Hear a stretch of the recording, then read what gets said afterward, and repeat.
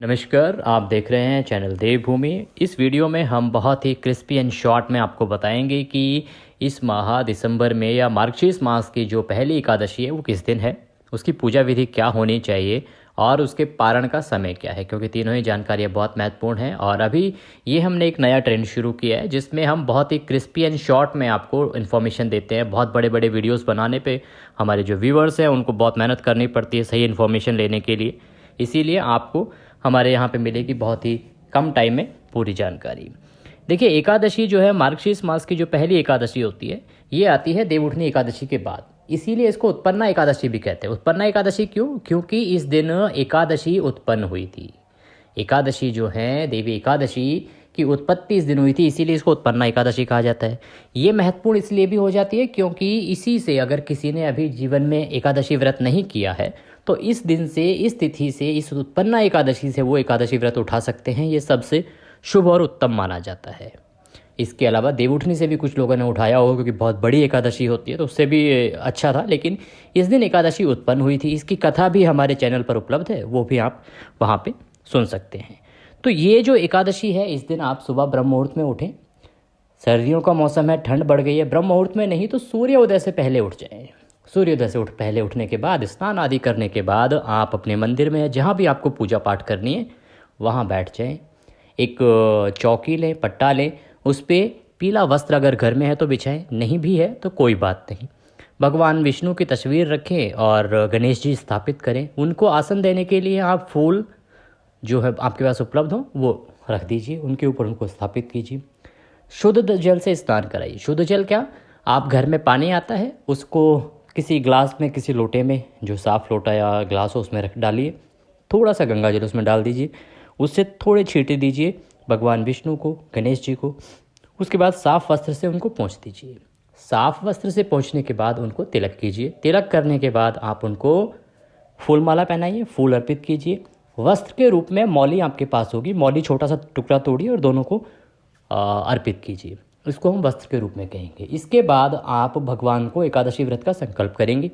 संकल्प कैसे करेंगे? अपने हाथ में जल लीजिए और थोड़ा पुष्प डालिए और बोलिए ओम विष्णु और विष्णु और विष्णु। मैं अपना नाम अमो गोत्र समुत्पन्न है, जिस गोत्र में आपकी उत्पत्ति हुई, जो आपका गोत्र है वो बोलिए। जिस स्थान पर आप हैं, जो भी आपका मकान नंबर है, जो आपकी कॉलोनी है, जो आपका राज्य शहर है, उसका नाम।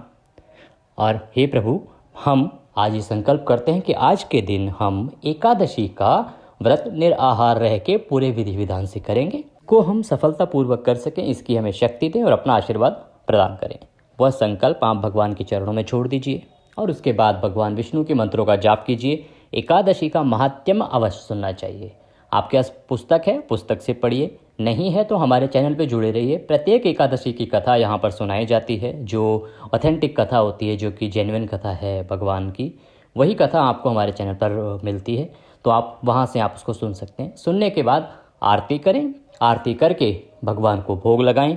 इस दिन क्योंकि अन्न का भोग नहीं लगेगा, फलों का भोग लगेगा, केले का भोग लगा सकते हैं आप भगवान विष्णु को। और अगले दिन आप करेंगे पारण। ये होगी पूजा विधि।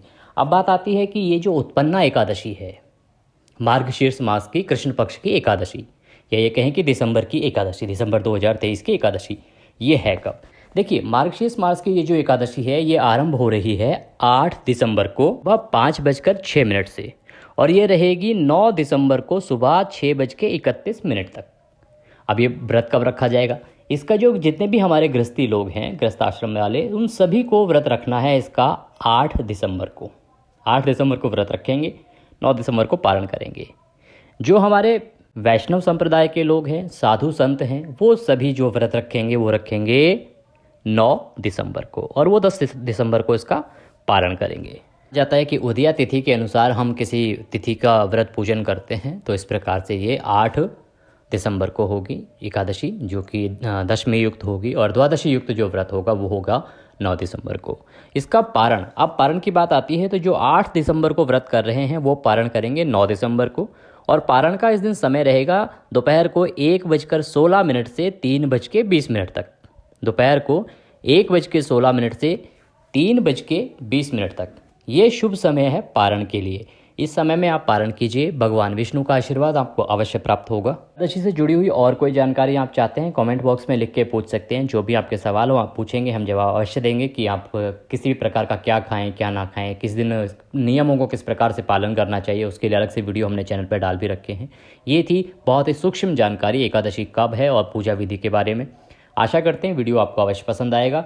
वीडियो को लाइक करना और वीडियो पर ओम श्री विष्णवे नमः जय श्री हरि लिखना ना भूलें, क्योंकि आपका कमेंट, आपका एक लाइक हमारे लिए बहुत महत्वपूर्ण होता है। इस प्रकार से अपना सपोर्ट, अपना सहयोग हमें अवश्य देते रहें।